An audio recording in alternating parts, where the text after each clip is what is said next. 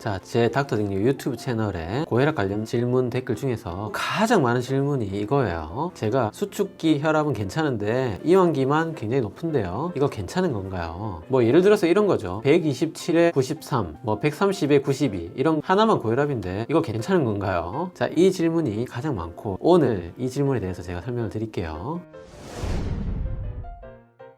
자, 안녕하세요. 운동하는 데까지 닥터입니다. 자, 오늘 가장 많은 질문 1위, 수축기는 괜찮은데 이완기만 높은 고립성 이완기 고혈압에 대해서 설명을 좀 드려볼게요. 자, 이분들은 고혈압일까요? 아닐까요? 고혈압입니다. 고혈압인 건 맞다. 이렇게 전제를 깔고 오늘 영상을 들어가겠습니다. 자, 이것을 설명하기 위해서 제일 먼저 수축기와 이완기 혈압이 뭔지를 알아야겠죠. 정상 혈압이 120에 80이라고 하는데 이 120은 뭐고 80은 뭔가, 이것에 대해서 제 지난 영상 참조해 주시고요. 자, 심장이 뛰죠. 심장이 뛸 때 짤 때가 수축기고요, 안 짤 때가 이완기라고 제가 설명을 드렸어요. 그래서 120, 80, 120, 80 이렇게 혈압이 걸리는 거라고 제가 설명을 드렸고요. 그러면 고혈압은 140에 90 이상이면 고혈압이잖아요. 이 고혈압 기준에 대해서 또 제 지난 다른 영상 참조해 주시고, 140과 90 중에 뭐가 넘어야 고혈압인가?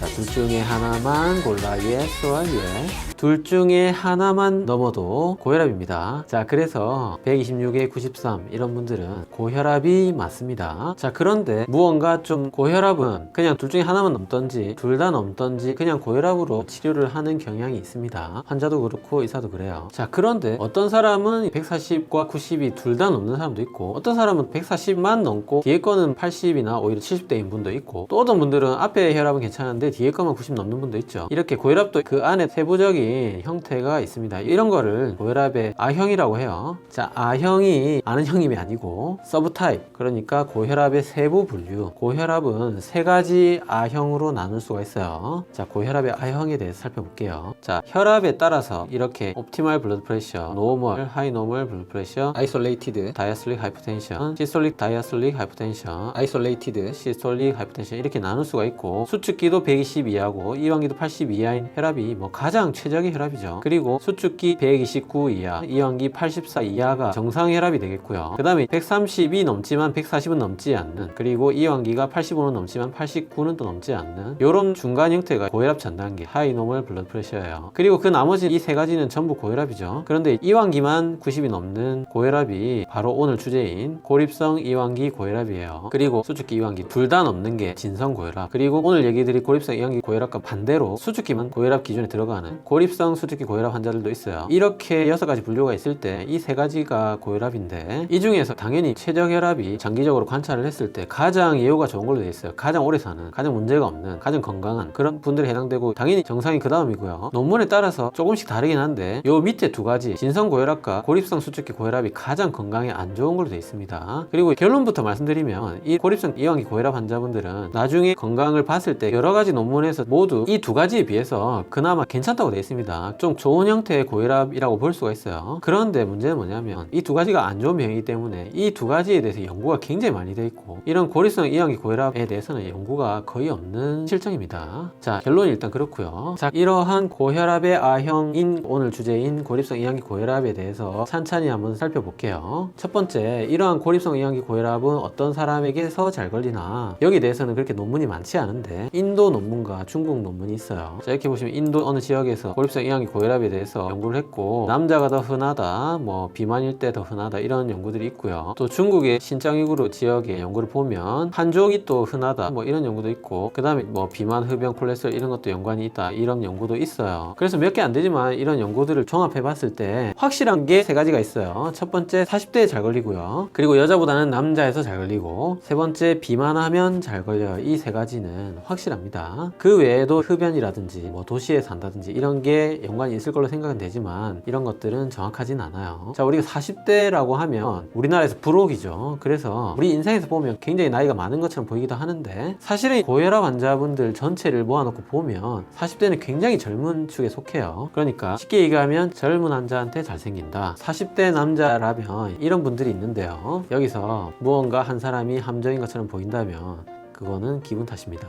그리고 비만이 또 확실히 고립성 이완기 고혈압을 일으키는 걸로 알려져 있어요. 그래서 40대 남성의 비만한 사람이 잘 걸린다, 이게 확실한 걸로 돼 있어요. 자, 이 고립성 이완기 고혈압이 그러면 위험한가? 심장병 걸리는 거나 오래 사는 거나 어떻게 되나? 이거에 대해서 논문이 역시 많지 않은데 제일 잘 돼 있는 논문이 핀란드 헬싱키 연구가 있어요. 핀란드에서 30세에서 45세 건강한 남성 3,200명을 대상으로 32년간 추적 관찰 연구를 했습니다. 그 결과 수축기 혈압이 140이 안 넘으면 사망 위험이 증가하지 않는다. 그러니까 고립성 이완기 고혈압 환자가 32년 동안 계속 고립성 이완기 고혈압 형태로 지내면 큰 문제는 없다, 이런 연구가 있고요. 그리고 또 일본의 연구가 있어요. 40세 이상 1913명 환자를 대상으로 8년 동안 추적 관찰을 했을 때 이완기 혈압만 높은 사람은 심혈관 질환 위험이 크게 증가하지 않았다, 이런 결과의 논문도 있습니다. 그래서 이런 핀란드 논문과 일본 논문을 종합해 봤을 때 어쨌든 고립성 이완기 고혈압도 결국은 고혈압이니까 뭐 그렇게 분명히 좋은 건 아니지만 다른 일반 고혈압들에 비해서 그나마 좀 괜찮아 보인다, 이런 것이 결론이에요. 무슨 말이냐면 140에 90이 고혈압인데 그러면 140과 90에 50 차이가 나잖아요. 이 50 차이를 맥압이라고 해요. 그런데 고립성 이완기 고혈압 환자분들은 130에 90 정도 나오기 때문에 맥압이 40이죠. 그러니까 보통 고혈압 환자보다 맥압이 좀 적어요. 이 맥압이라는 게 혈관의 탄력도를 나타내요. 그러니까 맥압이 적다는 거는 혈관이 좀 탄력적이라는 얘기입니다. 심장이 빵빵 짜줘도 탄력적으로 늘어나니까 수축기 혈압이 140이 될 거를 130 정도로 혈관이 받아준다는 얘기예요. 140이 130에 90이 되는 고립성 이완기 고혈압이 나타나는 거라고 볼 수도 있어요. 그래서 어쨌든 혈관이 탄력적이라는 거는 탄력적이지 않은 것보다는 좀 건강하다는 얘기이기 때문에 이런 맥압이 적은 고립성 이완기 고혈압 환자분들을 추적 관찰해보면 그나마 병이 좀 덜 걸린다, 이렇게 이해하시면 됩니다. 하지만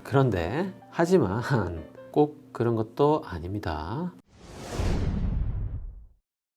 무슨 말이냐면, 자, 다른 논문을 보시면 여기 프레미엄 스터디라고 굉장히 유명한 고혈압 연구가 있어요. 여기 보시면 여러 A형의 고혈압 환자를 추적 관찰했더니 수축기 이완기 다 가지고 있는 진성 고혈압으로 발전할 확률이 다른 고혈압 A형에 비해서 고립성 이완기 고혈압 환자가 23배 높았다. 자, 그거를 그림으로 보면, 자, 여러 가지 처음 시작할 때 이런 혈압 환자들이 있었는데 여기서 고립성 이완기 고혈압에 해당되는 이 환자분들을 관찰을 했더니 진성 고혈압으로 발전할 확률이 23배. 자, 이것만 완전 압도적으로 높아요. 이렇게 고립성 이완기 고혈압은 수축기 이완기 고혈압, 즉 진성 고혈압으로 넘어갈 확률이 정말 압도적으로 많아요. 결론은 고립성 이완기 고혈압 환자들은 결국은 진짜 고혈압으로 넘어간다, 이렇게 정리하시면 됩니다. 그리고 이렇게 발전하는 그 위험 인자로는 체중 증가가 관련이 있는 걸로 밝혀졌어요. 그 23배 발전할 확률에 기여를 하는 게 체중 증가예요. 처음에 비만이 있으면 고립성 이완기 고혈압도 잘 걸리는데 그 고립성 이완기 고혈압 환자가 진성 고혈압으로 넘어가는 것도 결국 살이 찌면 넘어간다, 그렇게 정리하시면 되고, 이걸 다 종합해서 궁극적으로 한 문장만 말씀드리면 고립성 이완기 고혈압 환자분들은 살을 빼야 된다,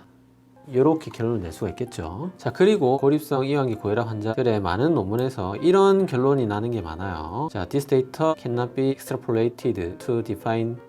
자, 이게 무슨 말이냐면 이 데이터는 IDH 환자가 약물 치료를 안 받았을 때 어떤 경험이 있을지 정의하는 것을 추론할 수 없다. 자, 그런 내용이고요. 그리고 이렇게 나온 논문도 있어요. 이완기 혈압이 젊은 고혈압 환자에서 심혈관 사건 발생 위험이 높습니다. 자, 이런 심혈관 위험이 올라간다는 논문도 있습니다. 그래서 자, 여기 결론이 나오죠. 그러므로 고립성 이완기 고혈압은 절대로 무시되어서는 안 됩니다. 그래서 정말 최종적으로 오늘 결론을 딱 내려보면 고립성 이완기 고혈압 환자는 안전한 것으로 생각은 되지만 진성 고혈압으로 넘어가지 않는지 잘 혈압을 추적 관찰해야 되고 살을 빼는 등의 생활습관 교정을 철저히 해야 된다, 이렇게 오늘 정리를 하시면 됩니다. 이러한 생활습관 교정은 제 지난 영상 참조해 주세요. 자, 오늘 가장 많은 질문, 고립성 이완기 고혈압에 대해서 자세히 알아봤고, 자, 이렇게 고립성 이완기 고혈압이 젊은 남성에서 많고 고립성 수축기 고혈압은 고령의 여성분에서 많은데 제 채널에 들어오시는 분들이 대부분 고령이세요. 그러면 고립성 수축기 고혈압에 대해서 궁금하신 분들이 훨씬 많을 텐데 왜 그러면 제 댓글에는 고립성 이완기 고혈압에 대한 질문이 훨씬 많은가? 그 이유가 아무래도 젊으신 분들이 댓글을 쓰는 것에 좀 더 익숙하다 보니까 그런 게 아닐까 생각이 들고, 그래서 이걸 또 반대로 생각해 보면 사실은 댓글을 안 써서 그렇지 고립성 수축기 고혈압에 대해서 훨씬 궁금해 하시는 분들이 많을 거라고 생각을 해요. 그래서 그 고립성 수축기 고혈압에 대해서도 제가 영상을 준비하고 있습니다. 다음 영상 또 참조해 주시고, 오늘은 고립성 이완기 고혈압에 대해서 간단하게 알아봤고 오늘도 세 줄력으로 마무리할게요.